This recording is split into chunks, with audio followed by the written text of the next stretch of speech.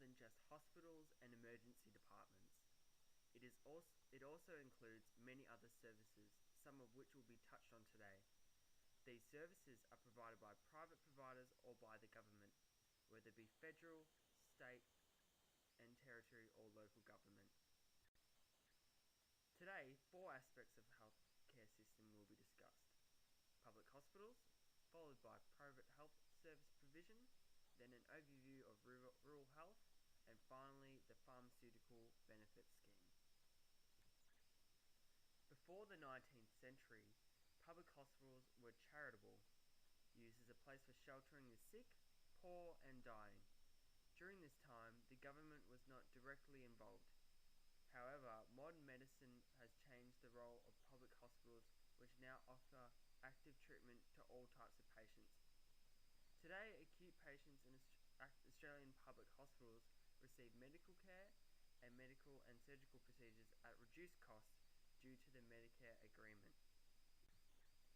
In Australia, public hospital services are provided by both public and private hospitals. Public hospitals are managed and owned by the state and territory governments. Both public and private hospitals are funded from a range of different sources. This reflects the types of patients they treat as well as the services they provide for patients. All Australian citizens as well as permanent residents of Australia are entitled to free public hospital cover. In order to be admitted to a public hospital, the patient must first visit their local general practitioner or GP and gain a referral to a specialist. From here, the individual will receive a letter that is passed on to hospitals to set up an appointment. Depending on how urgent the treatment is, patients may be placed on a waiting list, which can take some time before an individual is booked in for a surgery. However, this is not the only way for individuals to access public hospitals. In the case of an emergency, individuals can be admitted into hospitals through the Accident and Emergency Department of public hospitals. This is a specific area of public hospitals that cater for those patients that need urgent medical attention. There are a variety of public hospitals in Australia, allowing for different needs of patients to be catered for. For example, public acute hospitals provide acute care for short periods of time, while some provide long-term care for things like rehabilitation. There are also public psychiatric hospitals. These public hospitals specialise in caring for people with mental health problems. Often these services are longer-term care. For this reason, Australia's healthcare system is made up of public and private health services. Private health services include private hospitals, medical practices, and pharmacies. These services are owned and operated by the private sector, in comparison to public hospitals, which are owned and run by the government. Individuals using private health services, namely hospitals, often have the advantage of choosing their doctor and reduced wait times for elective surgery. However, private health services can be expensive. For this reason, private health insurance is available to all Australians. Private health insurance requires individuals to pay a premium or a contribution to a health fund. In turn, this health fund covers the individual's healthcare expenses. Private health insurance contributed to 8% of the $140.2 billion spent on healthcare between 2011 to 2012. 70% of healthcare expenditure was funded by the government. These figures illustrate how Australians still rely heavily on the public healthcare system. Private Healthcare Australia found 55% of Australians had private healthcare coverage, meaning 45% of Australians are without private health insurance. Unless able to pay the high cost of private healthcare, these individuals often miss out on benefits, for example choosing your own doctor. This could lead to health disparities between people who can and cannot afford health insurance. What is rural health? A rural area, generally speaking, is Rural areas typically have a low population density and are made up of agricultural areas and or forests. Rural and remote health generally refers to the health status of individuals or communities living in these areas. It not only encompasses the physical, mental, and social aspects of health, but also the organizational, social and cultural arrangements of those in rural areas.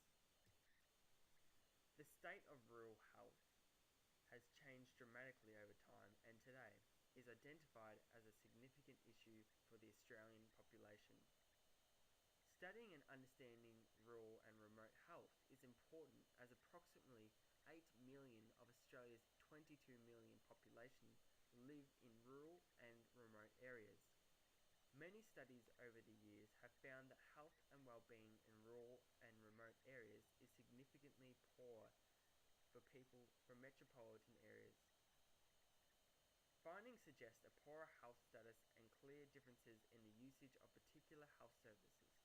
For example, those living in rural areas are more likely to smoke, consume alcohol, and take risky behaviour. The strengths of rural health. There is a focus on location-specific problems as opposed to a focus on high population density issues faced by metro regions. Development of an understanding of the specific social determinants of health that affect the health status in these areas.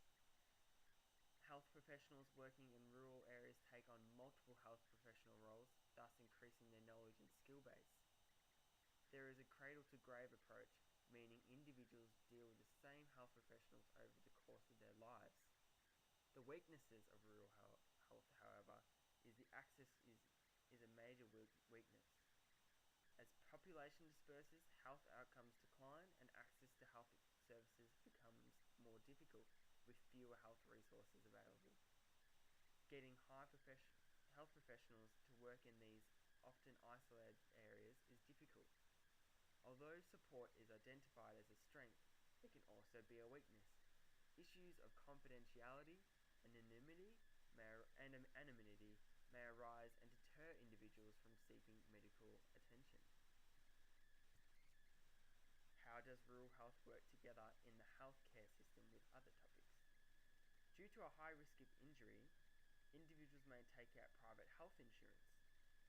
Everyone has Medicare, which provides access to medical and hospital services for every Australian, covering the cost of certain health-related expenses.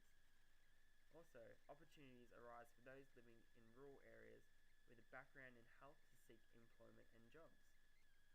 Services such as the Royal Flying Doctor Service are available, and support from differing levels of government.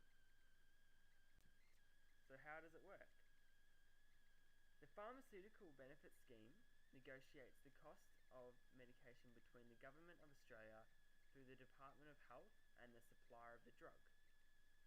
Once the price is agreed upon, it becomes the dispense price of the medication. The pharmacies then claim the difference between the original price and the PBS price.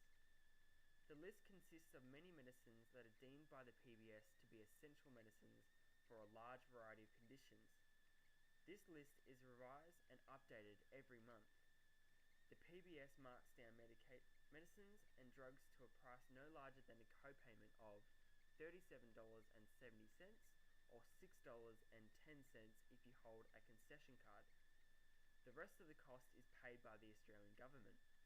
This copayment amount is adjusted every year on January the 1st in alignment with the Consumer Price Index of Australia. Who is eligible for the PBS? As a part of the universal primary healthcare approach Australia adopts, anyone who holds a Medicare card in Australia, they automatically have access to the PBS and the drugs that come under that banner. Australia has also been gracious enough to be a part of the Reciprocal Healthcare Agreement, thus allowing residents of the United Kingdom, Ireland, New Zealand, Malta, Italy, Sweden, the Netherlands, Finland, Norway, Belgium, and Slovenia the same access to the PBS as Australians. However, there are some limitations with the Pharmaceutical Benefit Scheme. The limitations associated with PBS is the increasing cost this is having to the Australian Government.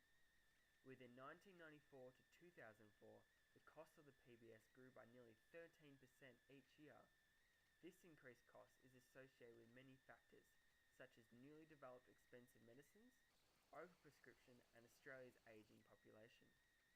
All of these factors are overarched with Australians' patients' increased awareness and expectations of medicinal care.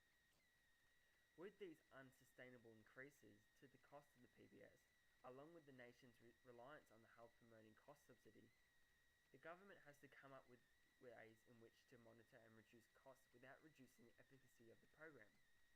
An example of a strategy to best control medicine costs without restricting access to effective medicines can be specifying maximum quantities and number of repeat prescriptions.